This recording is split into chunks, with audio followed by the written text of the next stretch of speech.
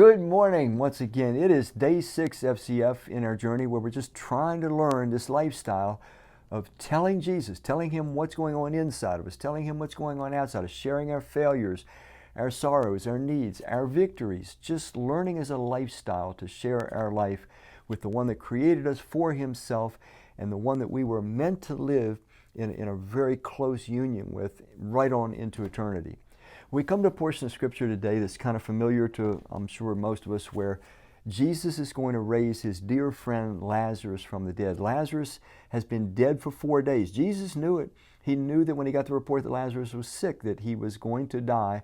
But Jesus deliberately waited because he knew that it was time for him to once again raise someone from the dead to prove who he was, that he was not just the Messiah, but he was in fact God, the creator of the universe, the one that can give life and the one who can restore life. So anyway, Jesus waits, and then he goes to see the two sisters and Lazarus, Mary and Martha and Lazarus. They were family. They were Jesus' dear friends. And I'm just going to pick up reading the reaction when Mary and Martha, well, actually it's Martha and Mary, they learned to share their grief with Jesus. We need to learn to share our losses, our bereavements, if that's the case with Jesus. There's a kind of a healing that has to take place in a bereavement that no one, frankly, in my opinion, but God alone is sufficient for, because it has to happen inside.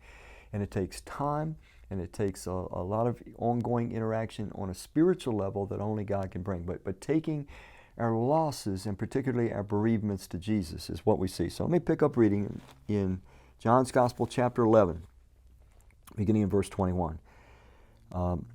Lord, Martha said, well, let me start in verse 20. When Martha heard that Jesus was coming, she went out to meet him, but Mary stayed at home. Lord, Martha said to Jesus, if you had been here, my brother would not have died. But I know that even now God will give you whatever you ask. Let me pick up Mary's reaction. Mary comes a little later. When Mary reached the place where Jesus was and saw him, she fell at his feet and she said, Lord, if you had been here, my brother would not have died. Boy, it's a tough one.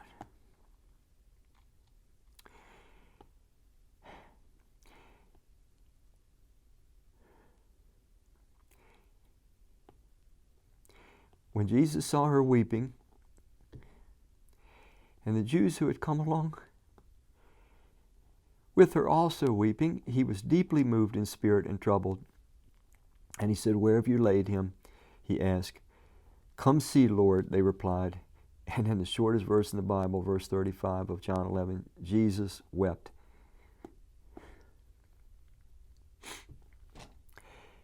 I'm sorry, folks. Then the Jews said, see how he loved him. But some of them said, could not he who opened the eyes of the blind man have kept this man from dying? Jesus, once more deeply moved, came to the tomb. It was a cave where a stone had been laid across the entrance. He said, take away the stone, he said. But Lord, said Martha, the sister of the dead man, by this time there's a bad odor, for he has been there for 4 days. But Jesus said, did I not tell you that if you believed, you would see the glory of God? So they took away the stone. Then Jesus looked up and said, Father, I thank you that you have heard me. I knew that you always hear me, but I said this for the benefit of the people standing here, that they may believe that you sent me. Then he said this, when he had said this, Jesus called in a loud voice, Lazarus, come out. Then the dead man came out, his hands and feet wrapped with strips of linen and cloth around his face. Jesus said to them, take off the grave clothes and let him go. Now, it's fascinating in so many ways. I mean, obviously my main point is that we need to learn to take our bereavements, our deep losses, our relational losses to Christ. There's a kind of a healing that only He can do. We know that He's going to ultimately resurrect all, but He doesn't do so now as He did in the case of Lazarus. But it's a fascinating thing to just look at a little bit of what else went on there. Jesus tells them to move the stone, and He could have moved the stone. He could have just with pure thought flung the stone aside, but He didn't. He always tells us to do what we can. He wants to involve us. And then He tells them after Lazarus is raised from the dead, you take the grave clothes off of him.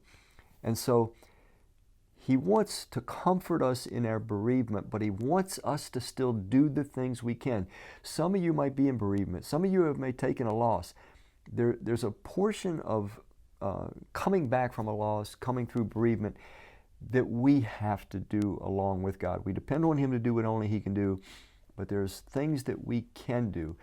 And so it's critical if you're going through bereavement. First of all, we have a group here at church that is excellent in helping people deal with bereavement, but learn to lean upon the Lord, to cry out to Him, to pour out your heart to Him, and to cry before Him as you go through bereavement.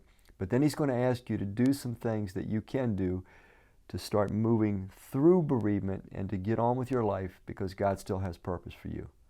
Thank you very much, and we'll see you on day 7.